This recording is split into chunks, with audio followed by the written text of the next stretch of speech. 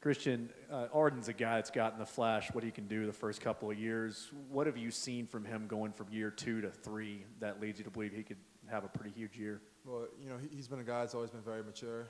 He's a guy that carries himself, in a fashion that he knows that he's a very lengthy, freakish talent, and, he works his tail off. And I really feel like going to this year, he's put a lot of time into the weight room to understand that this could, potentially be his last year. We don't know. But, what he brings to the table, how he goes off the edge, I don't know a lot of people that can do. Right side, third row.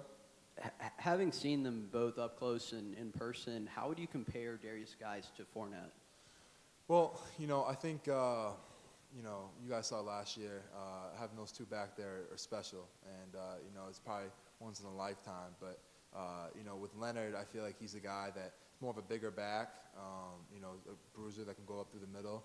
I also feel like Darius can do that as well, but I think Darius can go out, and catch some more balls than probably Leonard can. Both of them are very well, but I think, Darius being a smaller guy, more stockier, I think he's a guy that can probably do that more. But I think both those guys run and cut, inside, outside, for a running back, that's what you want to see. Left side here, front row. Hey, Christian Barrettsley with CBS. I guess two totally unrelated questions. First, you've had Dave Aranda for over a year now. What is watching film with him like? Because from all accounts, he is as intimate and detailed with his film watching as anybody out there. And then secondly, from your perspective, how has Danny Etling progressed as a quarterback? Well, for your first question, I think Dave Aranda is a guy that you want to pick his brain because, going in and out, he's a guy that you guys saw last year. Whatever the team might be, different schemes or not, he's a guy that will make sure when we go out there every week, we're ready to go. And just watching him, you going up there extra time, sitting with him in the summer or the spring, during spring ball, whatever it might be, and just watching what he watches and how he sees it, it's something like you don't have to work out, you don't have to do anything like that. You can still get better during that day if you do something like that. We're so happy to have him on our staff and, to play for him. For the second question with Danny, Danny's a guy that, the whole summer he's been running, he's been doing everything. There's been no limitations. When we do our defensive line drills, those guys do 7-on-7 with the defense, and Danny's been doing everything. There's been no holdbacks, and, I think, he's going to be 100% go for fall camp. Right side, second row. After sitting out last season, how tough was that? What was the most, that you learned from that? And then also, let's talk about changing your jersey number this year and how special that is. Well, yeah, last year was very tough. It was something that for me that was, probably one of the worst years of my life, to be very honest. With that happening and then my family having the flood, it was something that kind of hit me really fast. I want to be out there with my teammates, but, have my doctors tell me there's nothing you can do.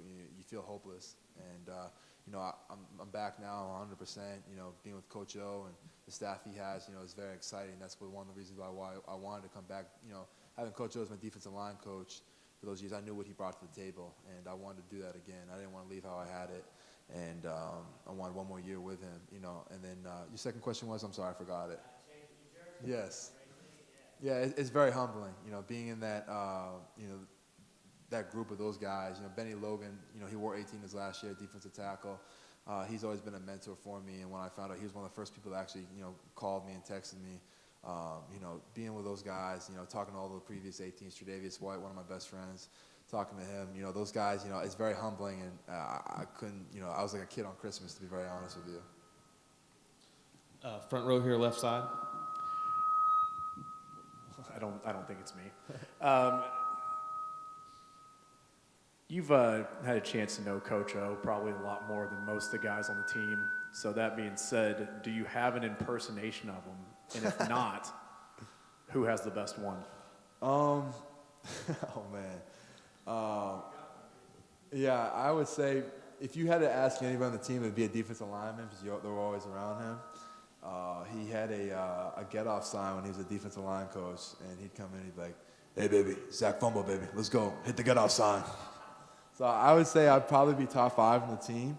But I do know a guy that actually transferred in, Brandon Fehoko. He came from Texas Tech.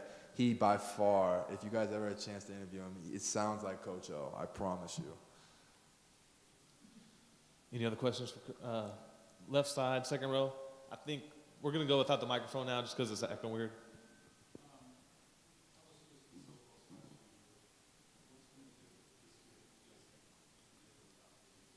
Well, I feel like, going into my 5th year now, I just feel like the team we have here, I've never been as close to. This is the closest team I feel like we've had.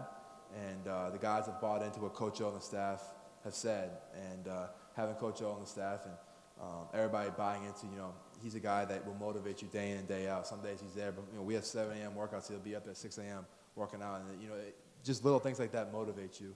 And, we have a great conference, best conference in the country, and, the division we play in is very difficult, but we also understand the team we have, and, I feel like it's going to be a very special year for us. And left side, third row.